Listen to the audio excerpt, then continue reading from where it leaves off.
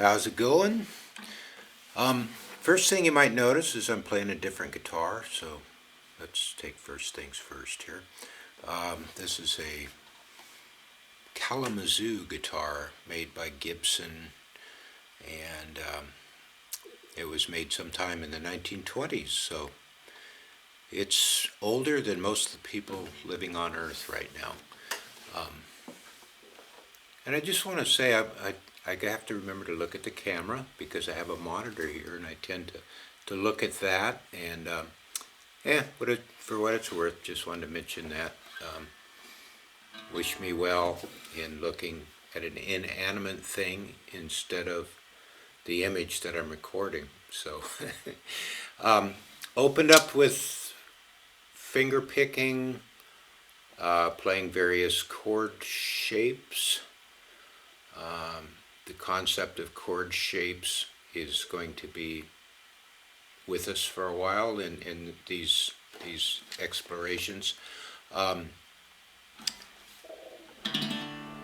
main chord shape I was using, and you'll see it appear above my left hand as soon as I say it, is a D shape. With the drop D tuning, it allows us to play all 6 strings with that shape, unlike standard tuning. And a little later on, I'm going to go over the tuning thing again, how to get a standard tuned guitar down into drop D. And drop D, basically, it's a slightly modified tuning where you tune the lowest string down, and it kind of opens things up because you don't have to pay attention to those bass strings. Okay, that's similar to what we did last week. We're adding a new finger and a new string to where now we're involving both the thumb on the 6th string, going 6, 4, 6, 4, 6, 4, and we're also adding the ring finger, which we didn't do before. And I'm just going to play with one chord. We'll talk about all those chords I was playing after a bit. Right now I'm going to try to make my right hand as visible as possible, and just playing a simple D chord there. I'm going to let you get this sound in your head without all those chord changes. Here we go.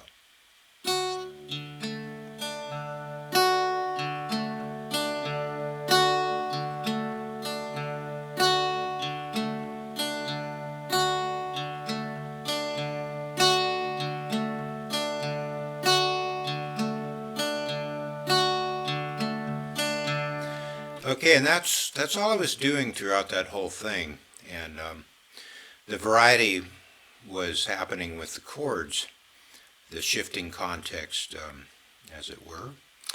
So I'm going to come back to that picking pattern. First, I'm going to say a few words about those chord shapes. I like to call them shapes because they really are a shape, and they just move without having to change the relationship of your fingers to each other. So let's take them one by one. As we said, this is the basic D chord that a lot of you are very familiar with. The difference is, and I will talk about this a little later, is we have the 6th string altered. We tuned it down from what it usually would sound like this, but we tuned it down, and I will re-demonstrate that for everybody's benefit. It's tuned down so that it's compatible with a D chord, so it really opens up the guitar, as I said before, because now you can get that nice low bass. So that's the first shape I want to talk about, and we're going to play that shape at 2 different frets in order to get our 3-chord system going. Okay, move that up to the 7th fret, and that's a form of a G chord. That's got all the notes that make up a G chord in that particular order, and it also is using the bass notes, which aren't a pure G chord, but it all sounds a G feel. That might sound like gobbledygook, and it kind of does to me too, but let's suffice it to say you can switch from a D to a G chord by moving that same shape up to the 7th fret.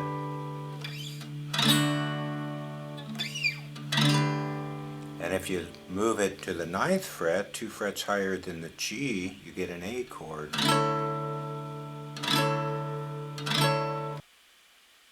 And the final shape for the day is a new one, and one I'm very fond of, and you'll see the chord chart appear above my left hand right about now. Of course, the 3 lowest strings will be the same no matter where you play it, because that's the system we're using right now. And here's what a D chord looks like with this shape. Index at the 5th fret, 1st string, ring finger at the 7th fret, 3rd string, little finger at the 7th fret, 2nd string. But you can see the chord chart, which is probably easier.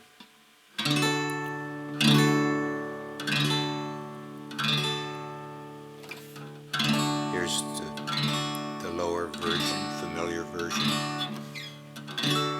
And here it is. And the cool thing is that works all over the neck too. So you're 2/3 of the way to being able to play major chords on the highest 3 strings, which are also, in physical terms, the bottom 3 if you're looking like bird's eye view. You can play that all over the place, and I'll just give you, I like to give little previews. So here's that position being used in various ways.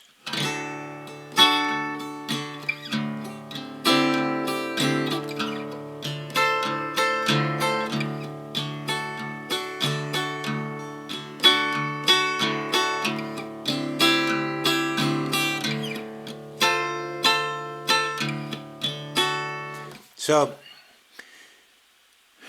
those shapes are kind of magic. So we're going to combine those shapes with the picking, and that's the next little section here. Let's go to our right hand.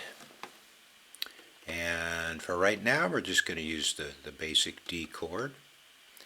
And as we said last time, the fingers are playing these 3 strings here. Ring finger on the first one, middle finger on the second one, index finger on the 3rd one, the thumb playing all the rest of the strings, which are 6/4, 6/4. Here's the pattern we're going to look at today.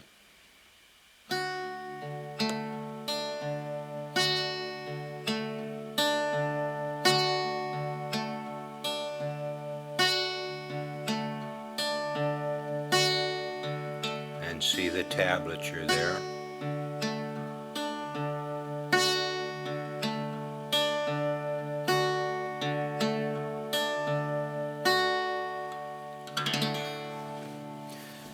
Okay, that's probably enough for demonstration purposes.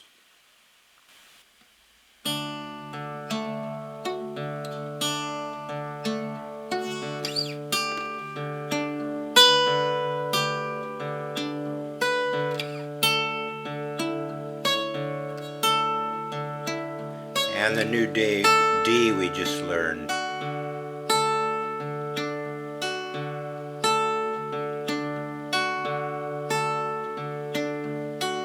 G,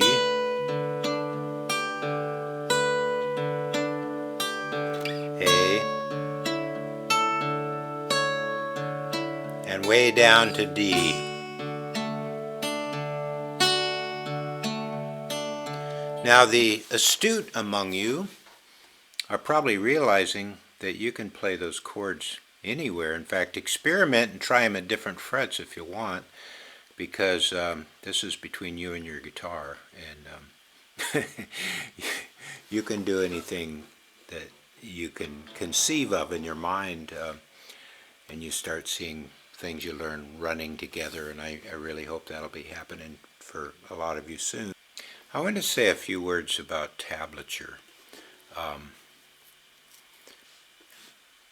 Let me know in the comments if you're having a hard time grasping that, and I'll just point out a few things that might be a little confusing and how you might look at it.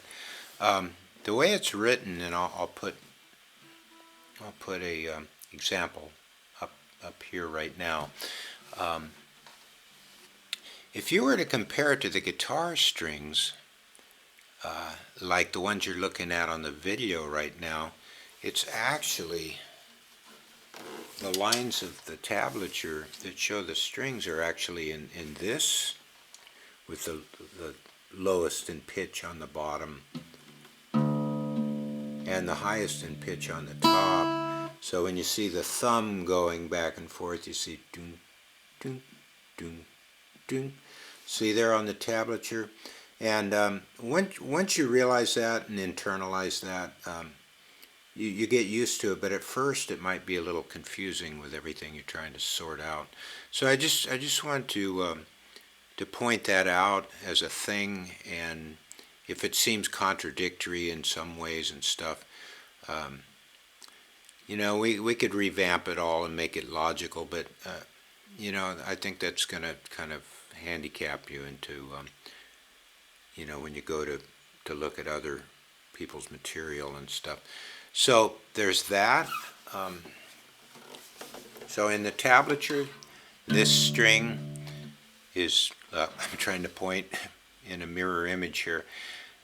This string is this one closest to my finger, okay? I think you're probably getting that. Here's what a D chord would look like if you just put all the strings in a row, like I'm going to play them here. Okay? Here's what a G chord looks like, this particular G chord with that D shape. That's what it looks like in the tablature. There's the A.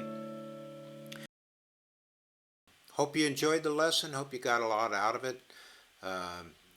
Don't be shy about pressing the subscribe button, and I won't say that very often. And please leave comments. Let me know if something helped you or if something not clear. And I will catch you next time around. Thanks a lot.